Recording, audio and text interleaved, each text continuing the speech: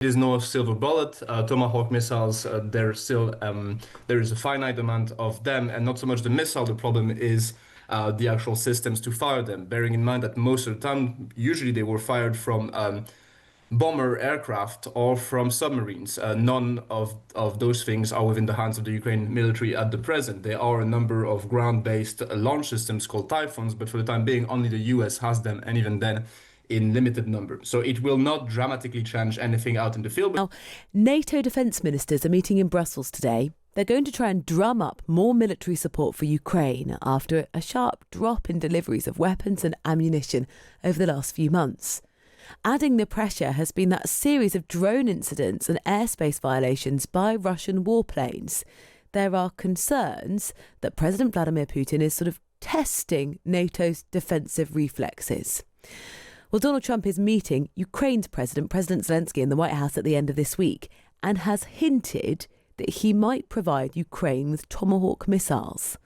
Buoyed by his peace deal in Gaza, might the US president's attention be turning with new vigour back to President Zelenskyy and President Putin? Well, Ukraine correspondent for the French newspaper Les Echos, Guillaume Ptak, is here. Guillaume, good morning. Good morning. Thanks for having me on. What is on the agenda at the NATO meeting today that President Zelenskyy will have a very keen eye on?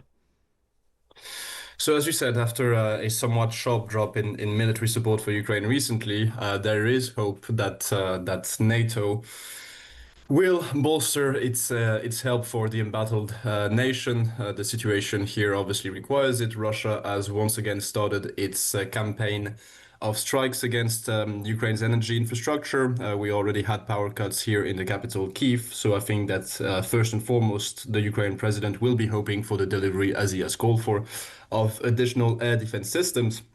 And he is certainly hoping at least to a rhetorical commitment about the supply of the Tomahawk missiles, as you said, that have a range of up to 2,500 kilometers and which would put a lot of Russian military and economic infrastructure within range.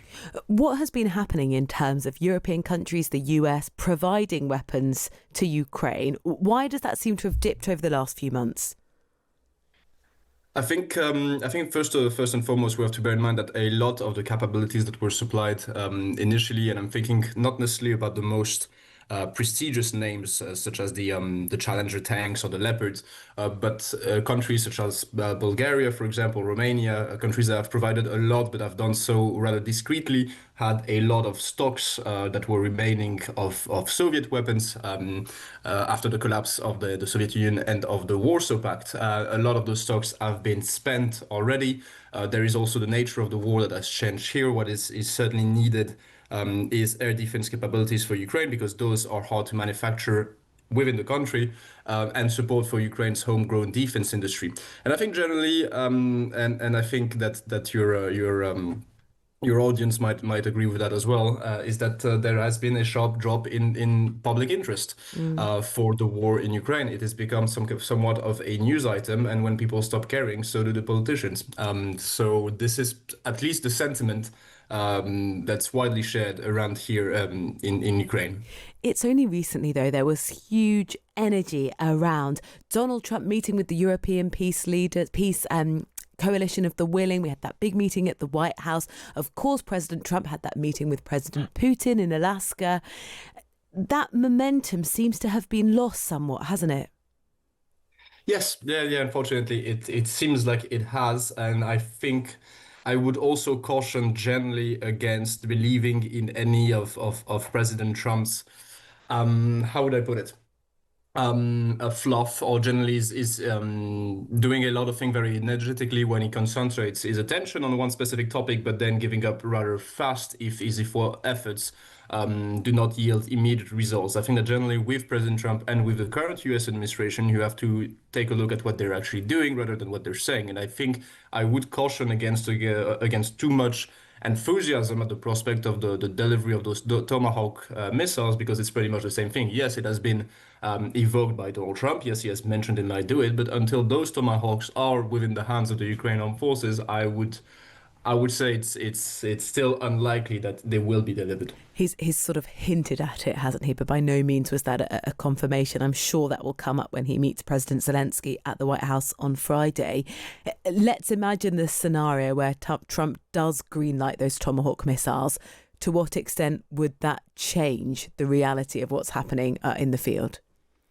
So we have to bear in mind that pretty much for any kind of war, but especially this one, there is no Wunderwaffe, right? There is no silver bullet.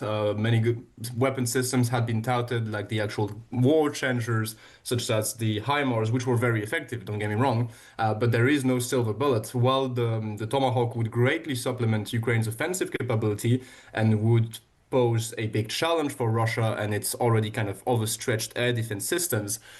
It is no silver bullet. Tomahawk missiles, there is a finite amount of them, and not so much the missile. The problem is the actual systems to fire them. Bearing in mind that most of the time, usually they were fired from bomber aircraft or from submarines. None of those things are within the hands of the Ukrainian military at the present. There are a number of ground-based launch systems called Typhoons, but for the time being, only the US has them, and even then in limited number. So it will not dramatically change anything out in the field, but it would certainly make for a little more of a headache for Russia.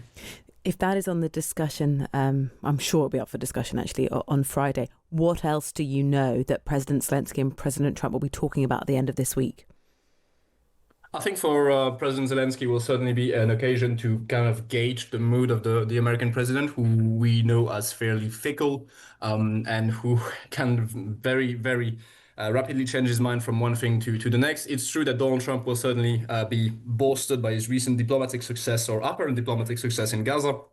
So there is hope that this might give him a renewed impetus to actually try and stop the war. And we have to remind listeners that by and large, support for Ukraine remains a broad bipartisan consensus in the US. The majority of the American people, and I would even say a majority of Republicans in the US, support the idea of actually helping Ukraine end the war on favorable terms. And I think that at some point, even Trump, with his personal liking for strongmen such as Vladimir Putin, might have to reconcile with the reality that most of the people in his party and in his base would not want to see him give up Ukraine to the Russian dictator. Yeah, and ultimately Donald Trump cares about money and where American money is being spent, and doesn't want to spend as much as they have been doing in the past on a war that he doesn't feel like has a concrete end to it. That's certainly sort of a message he was conveying in the election campaign.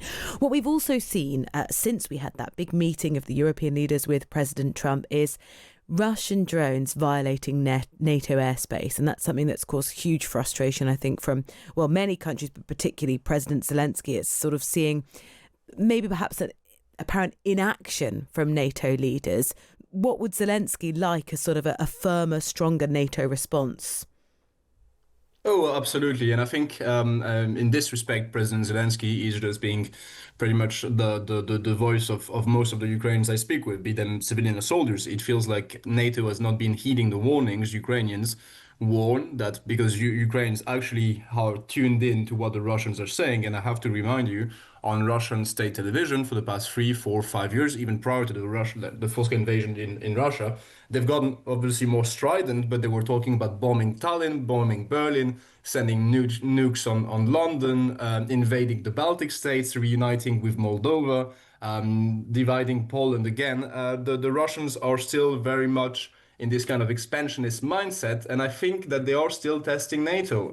Any sort of show of weakness will embolden them further, and I think that's what the Ukrainians will try to really emphasize with NATO members. And honestly, they have been a bit disheartened to see that some NATO nations, and I think it was Romania not too long ago, basically escorted back a Russian drone from their airspace into Ukrainian airspace. And the Ukrainians were thinking, do you think the Russians are going to declare war on you for shooting down one of their unmanned aerial vehicles?